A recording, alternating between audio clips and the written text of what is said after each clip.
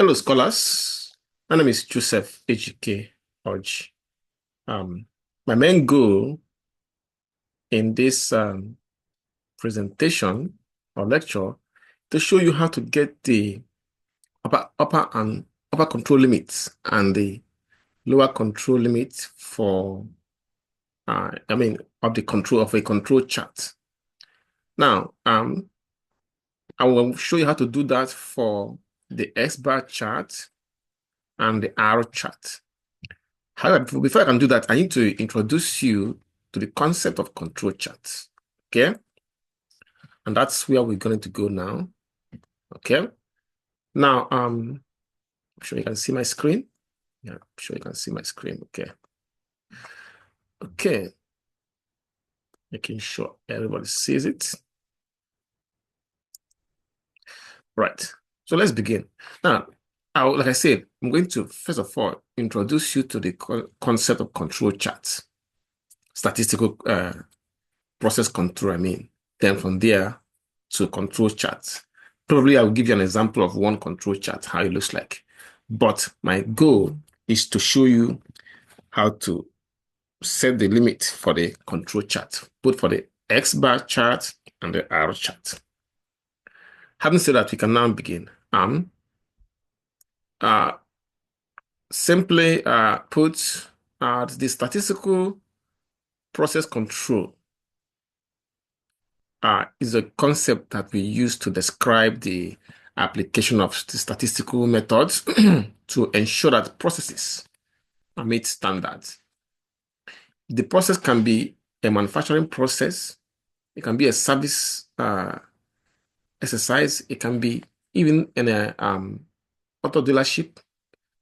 So long as something is being done, there's a kind of manufacturing activity going on. Of course, you know that manufacturing also involves services. So we try to make sure that the processes meet standards. Now, generally speaking, all processes are subject to two main degree of variability. The first one is natural variation. So natural variation are sources of variation that occur within a process, even one that is in statistical control. So even though the process might be in statistical control, we still have the natural variation taking place, even though it is still in control. So natural variation form a pattern that can be described as a distribution. So as we all know, as long as the distribution or the output measurements remains within the specified limit, then we say that the process is in control. And, the natural variation can be tolerated. The one that gives us problem and the one we are most concerned when it happens is one we call the assignable or spatial variation. So the spatial variation in a process can be traced to a specific reason. There can be some reason for that. Factors like the wear and tear on the machine that is used for the manufacturing, misadjusted equipment, fatigue or untrained workers, or even new batches of raw materials can be the potential sources of assignable variation. So now we are ready to take a look at the process variability versus the role of the operation manager. So now, given that we have known what natural and assignable variations mean, we can now say with confidence that the operation manager has two main roles to play here. The first one is to ensure that the process is capable of operating under control with only natural variation. The second one is to, of course, to identify and eliminate the assignable variations. When they occur, so that the process will remain within control. So a few things we need to know here. First one, it means that is that while studying the data in 1920s, Walter Shewhart of Bell Laboratories developed the control chart for measuring natural and assignable variation. So that's how the idea of using the natural chart, the control chart came about. Now, we say that a process is operating in statistical control when the only source of variation is the common or natural variation. That means variation that's result from natural or or common causes. Now, the process must first be brought into statistical control by detecting and noting the spatial or assignable variation. Another thing we need to know is that a process performance is predictable after we have cleaned it of the spatial or assignable variation. Then the process will become predictable. And that means that the ability of the process, which can be a manufacturing process, to meet customer expectations can be easily assessed. So at this point, we can now say that the objective of a process control system is always to provide a statistical signal when assignable causes of variation are present. Now, with such signals, when we are armed with such signals, we can quicken the action to remove the assignable causes of variation. So, just making sure you're seeing this again, just to make sure. Now, I explained to you the origin of the control chart. Now, let's look at the purpose. Now, the main purpose of control chart is to help us distinguish between the natural variation and variation that are due to assignable causes. So, the process of building a control chart is based on the concept that, basically, put it in this simple way. The process is involved finding the upper control limit, lower control limit, then the average. Then you can now be able to put in the control chart. Now remember that the just 1 minute. I'll make sure. I think it's froze. Okay. Now I'm gonna click on here. Just make sure everybody's seeing this. All right.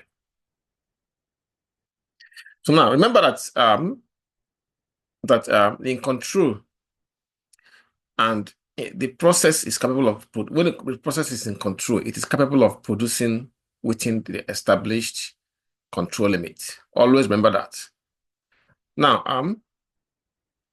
also, if the process is not in control, then it's not capable of producing within the established limit, or we say that it is out of control. Okay. Now, let's see the types of control chart we have. Well, I mean, among the ones that we have, the others we have, we also have the P chart, but the one that is most common is what we call the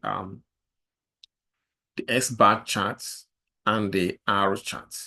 Now, the S-bar chart tells us whether changes have been occurred, whether changes have occurred in the central tendency, which is the mean of a process. So if changes have occurred in the mean or the average, that the aspect or the average outcome or output we expect on the process, then S-bar chart will tell us that.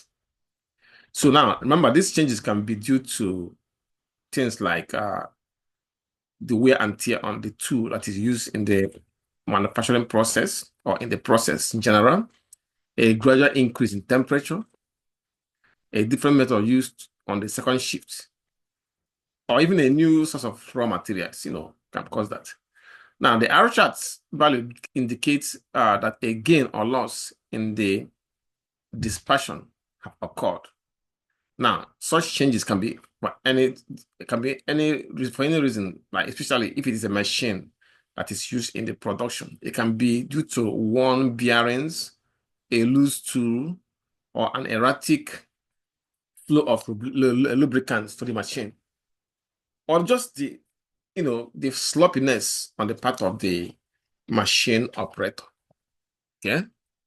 Now, that's for the R chart. So now, how do we set the limit? Now, this is where my attention is focused to today, how to set the limits of the S-bar chart. If you know through past data, the standard deviation of the population of the process, we can set the upper and lower control limit, by using these formulas that you see on the screen. Okay. Lower control limit is, upper control limit is X bar, which means, of course, average, plus Z, which is a number of normal standard deviations from the mean, times delta X bar, which is the standard deviation of the sample means. Usually, delta S bar is given as the standard error, which is standard deviation divided by the square root of n. Now, this Z value is the number of normal standard deviations. Now, usually we use 2 standard deviations for 95%. We use 3 standard deviation for Z for 99.5 or 99.73%, Now, when we do an example, you will understand. Now, then, of course, n is the sample size. However, because the process standard deviation is often not available, we normally calculate the control limit based on the average, average range values instead of on the standard deviation. Now, these have already been estimated, and you can see them in this table. See, sample size, mean factor, and the upper range, lower range. I can see the A2, a D3, and D4 and D3. These have been estimated for different samples. So for that, we can use this formula to calculate the upper and lower control limits. For the upper control limit, we use X bar plus A2 times R bar, where A2 is the value found in the table that I just showed you, which is this one here, is A2. Now, lower control limit is now S bar minus A2 times R bar. So it's the same formula, except that for the lower control limit, we use minus sign as the operator. And for the upper control limit, we use plus sign. Okay. S bar is the mean of the sample means, and R is the average range of the samples. Okay. Now, before I do, I just want to show you how the control chart actually looks like, because saying all these things without showing you how it looks like might sound strange. So let me use an example. Suppose we have this. Okay. Suppose you have this. We have the X bar value. We are giving these values. Okay. Making sure that everybody's seeing it. Okay. Just be sure. Suppose these are the S bar values, and their mean is, let's find our mean is, of course, type equals sign, then type average. Okay, mean of the means, and highlight all this. Press the enter key. Okay. Then this is the mean, and this is the upper control limit and lower control limit. So suppose we have them. Suppose they're not, for some reason, we have them as, they are giving that, let's say that they are giving us as 20 and lower control limit as 8, for example. I just want to show you how the control chart will looks like. Excuse me, let me, I click on this by mistake. So nothing, all you need to do now is to copy these things. Oh, this is the mean. I just showed you how to get the mean just now. And for the lower control limit and upper control limit, suppose that both values are 20 and 8 respectively.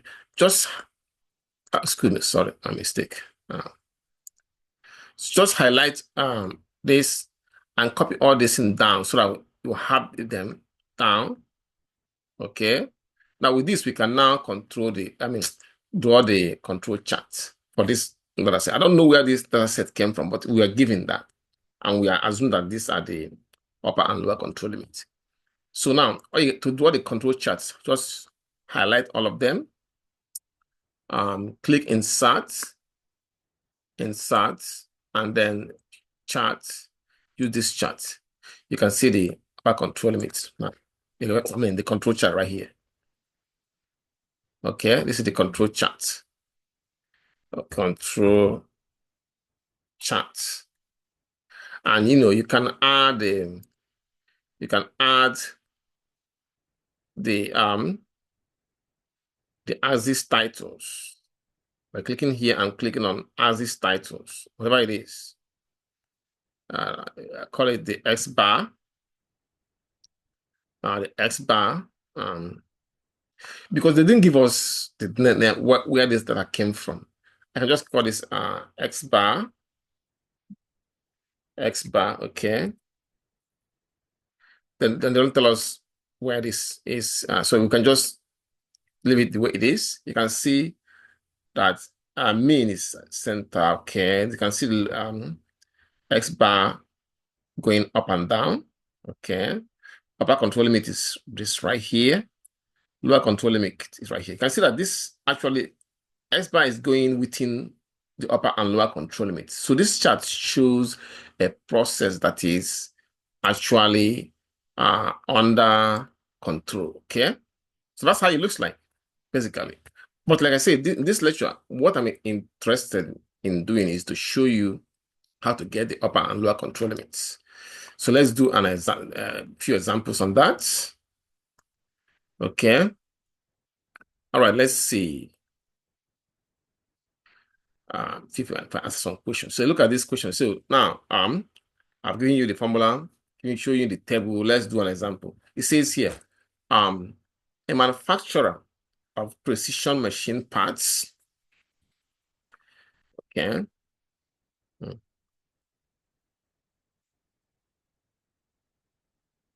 A manufacturer of precision machine parts produces round shaft for use in the construction of drill presses. The average diameter of a shaft is 0.56 inch. Inspection samples contain 6 shafts each. The average range of these samples is 0.006 inch. Okay, determine the upper and lower X bar control chart limit. So now, from the table 1, we have the mean for the factor of A2, where the sample size is 6 as 0.48. You can see right here, the sample size is 6. You can see the A2 as 0.483. So we put that in Excel. We put all this information in Excel, as you can see from here. Okay, sample size is 6. Average diameter is 0.56. A2 is 0.483, which we got from here. Okay, got from here, 6.483. Then the other information we got from here was the X bar. The average diameter is 0.56. You can see it right here.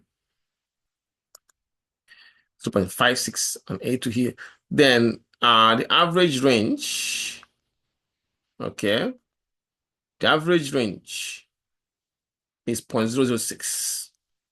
And you can see it typed in here. Average range R is 0.006. So now with this, we can now calculate the upper and lower control limits. Okay. The upper and lower control limits. I put the formulas here so you can see it here. See, upper control limit. You can see it here as it said S bar plus A2 times R bar. So it equals S bar is right here plus, okay, in parentheses, A2, which is this, times R bar. When you press the enter key, 0.563. Then the lower control limit Okay, let me move this away, bring this one down. Okay. Lower control limit is the same thing except that we use minus sign this time. Equals x bar minus, okay, a2, which is this, times r bar. Close it. So you can see the two limits. And that's it. And that's what I want to show you. You can see I actually also do the calculation in PowerPoint. You can see this. 0.563 inches approximately. And I didn't write the answer for this one, but you can see them here. Okay. 0.563 inches and 0.557 inches. I hope you understand this. Okay. Let me give you another example for using for the arrow chart, So the one for arrow chart we can find here in this example. It says for arrow chart, let me give you the background. So we use operation managers use the arrow charts, especially to use the arrow chart for ranges to monitor the process variability, as well as other things that we need to monitor. Now, the theory behind the arrow chart and the S-bar chart I've already explained, and the limits are established to contain plus or minus 3 standard deviations for the average range of R bar. Anyway, we can use this formula here to get the upper and lower control limit for the arrow charts. So you can see upper control limits. Make sure everybody's seeing this. The upper control limit is D4 times R bar, and lower control limit is D3 times R bar, where D3 and D4 are values that you can obtain from table. The table that I've already shown you right here. You can see the table and you can see the D4 and D3 right here. So let's try an example. It says here on this question, it says that the average range of a process for loading trucks is 5.3 pounds.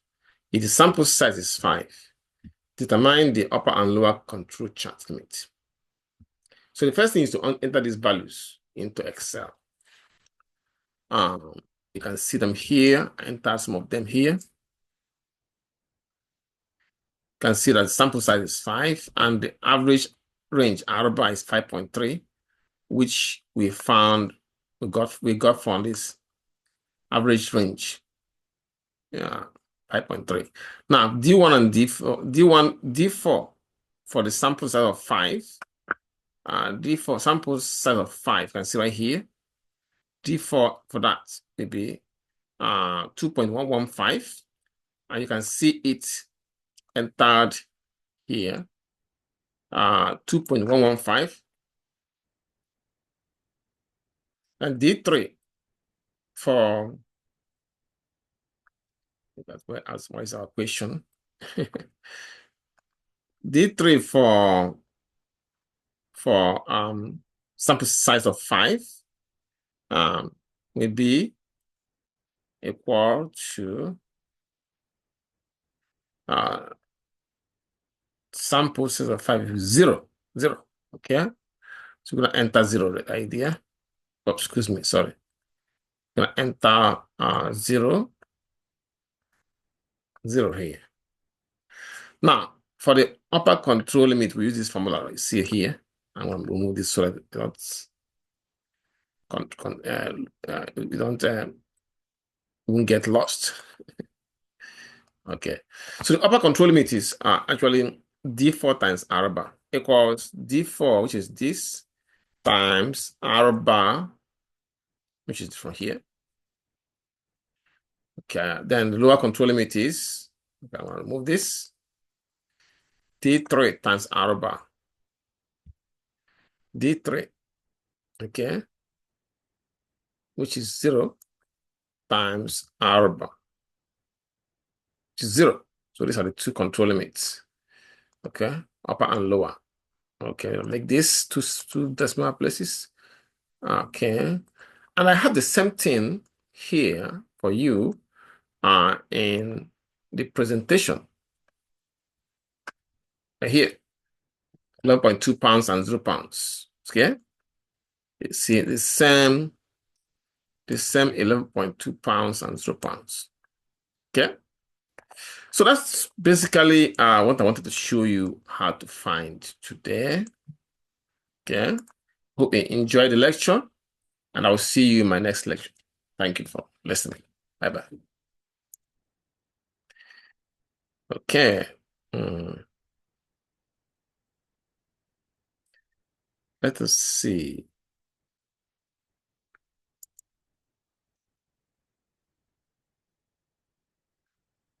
Okay.